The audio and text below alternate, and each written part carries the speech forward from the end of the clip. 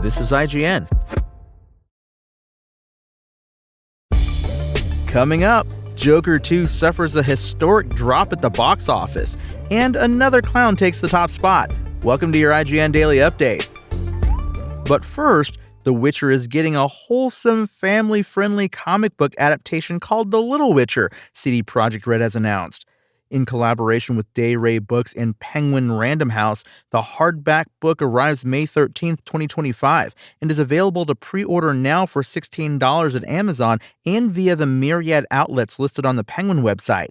It tells stories of a young Ciri as she trains to be a Witcher under Geralt of Rivia, and also stars the likes of Yennefer of Vengerberg and Vesemir.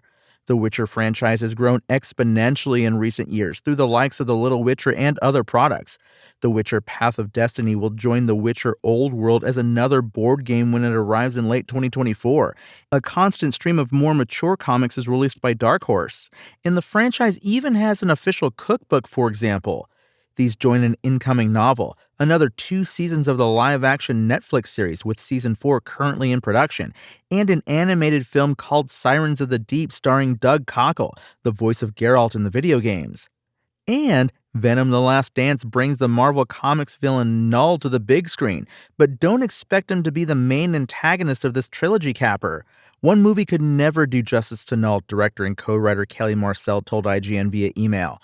While Venom: The Last Dance may be the final installment of Tom Hardy's Eddie Brock franchise, fans should expect the sequel to also serve as a springboard for future appearances by Null.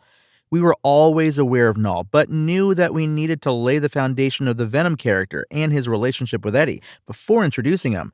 This is just the beginning for Null, Marcel revealed.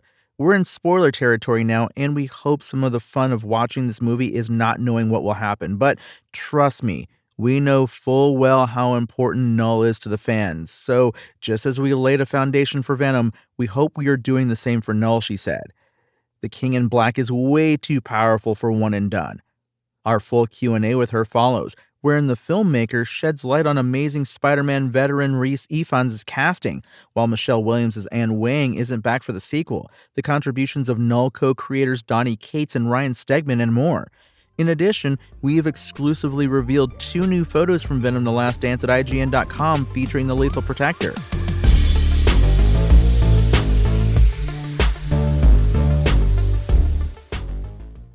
As if things weren't bad enough for Joker Folie à Deux, the DC sequel just broke an extremely dubious record in its second weekend at the box office.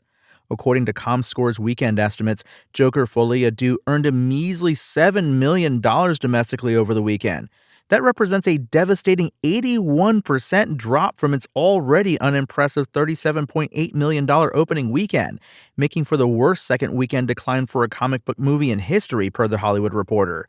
Previously, The Marvels held that title with a 78% drop in its second weekend.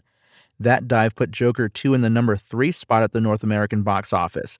Coincidentally, taking the top spot was another clown. Horror sequel Terrifier 3 debuted at number 1 domestically with $18.2 million. DreamWorks Animation's critically acclaimed The Wild Robot came in second in its third weekend with $13.4 million. Filling out the rest of the top 5 were Beetlejuice, grossing just a bit less than Joker Folie à Deux with $7 million, and animated Pharrell Williams' biopic Piece by Piece with $3 million. THR notes that when final numbers come in, Joker 2 could end up falling behind Beetlejuice. The situation for Joker Folie à Deux was a tad less dire internationally, grossing an estimated $22.7 million from overseas markets this weekend to put it at the number 2 spot, under The Wild Robot. That puts its current global total at $165.3 million, which doesn't put it in a great position to cross the $450 million it reportedly has to make in order to break even. Analysts who previously spoke to IGN about its opening weekend expressed doubt that Joker Folie à Deux could recover, especially in the midst of negative reviews and poor word of mouth.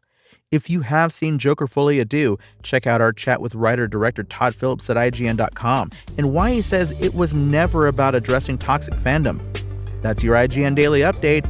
My name is Tony Jackson, and if you want more news on your favorite games and entertainment topics, make sure to visit us at IGN.com. You can also download our free app on your phone or console and subscribe to our weekly podcast through the podcast service of your choice.